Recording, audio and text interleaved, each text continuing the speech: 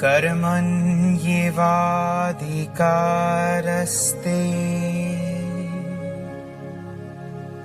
मा फलेषु कदाचन मा कर्मफलहेतुर्भूः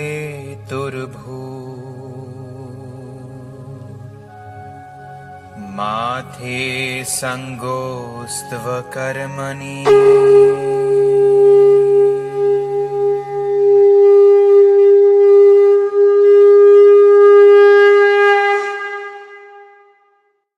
च्या इतिहासात आपल्या महाराष्ट्रातून ब्रिटिश सत्तेविरुद्ध आवाज उठविणाऱ्या नेत्यांमध्ये बाळ गंगाधर टिळक यांचे नाव अग्रणी आहे.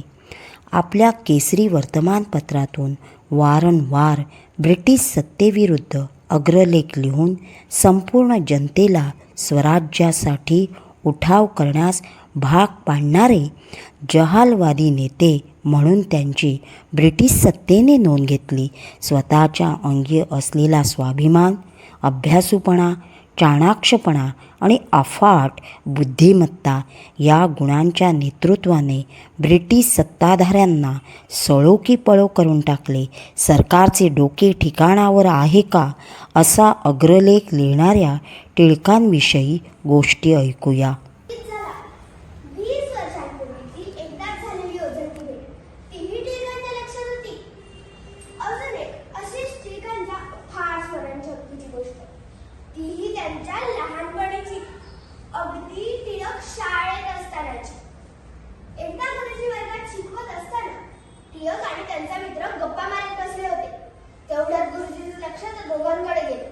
त्यांनी त्या मित्राला उठवलं आणि विचारलं, सांग बरे मी आता काय शिकवले?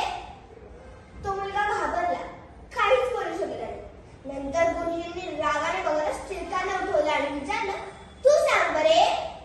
टिळक ताडकन उठले आणि त्यांनी घडाघडा सगळं बोलून दाखवलं जे गुरुजींनी आत्ताच वर्गात शिकवलं होतं. नंतर गुरुजींनी टिळकांना खाली बसायला सांगितले. गुरुजी तर फार आश्चर्यचकित झाले. तेवढ्यात टिळक हात वर करून उठले आणि म्हणाले, गुरुजी माफ करा, पण ते एकटाच बोलत नव्हता, मीही त्याच्यासोबत बोलत होतो. फरक फक्त एवढाच आहे की एकीकडे मी तुमच्या शिकवण्याकडेही लक्ष देतो. वंदनीय गुरुजनवर्ग आणि माझ्या बालमित्रमैत्रिणींनो, आज मी तुम्हाला एक छान आणि प्रेरणादायी गोष्ट सांगणार आहे. सगळे ऐकताय ना? ऐकायलाच पाहिजे. तर ही गोष्ट आहे धैर्यं सर्वत्र साधनं, म्हणजे धैर्य हे सर्वांसाठी मुख्य साधन आहे.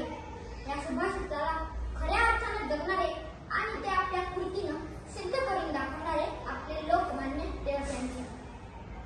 खूप खूप वर्षापूर्वी इंग्रज सरकारने आपल्या टिळकांना मंडालेच्या तुरुंगात डांबून ठेवले होते. मित्रांनो, कल्पना करा, मंडालेचा तुरुंग, 12 बाय 20 फूट आकाराची लहानशी अंधारी खोली, दमट व भीषण हवामान, एक सुगडी एकटेपणा आणि त्यातच आपल्या टिळकांना झालेले मधुमेहाचे आजारपण.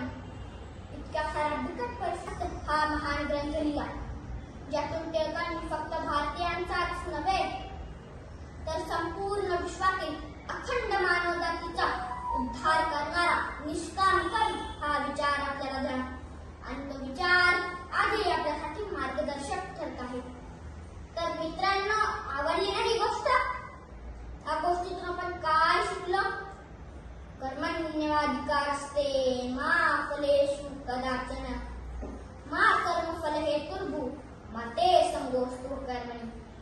म्हणजे कुठल्याही फळाची अपेक्षा न करता आपले कर्तव्य करत राहा. आणि हा संदेश टिळकांनी त्यांच्या संपूर्ण जीवन प्रवासातून आपल्याला दिलेला आहे. अशा टिळकांना कोटी कोटी प्रणाम.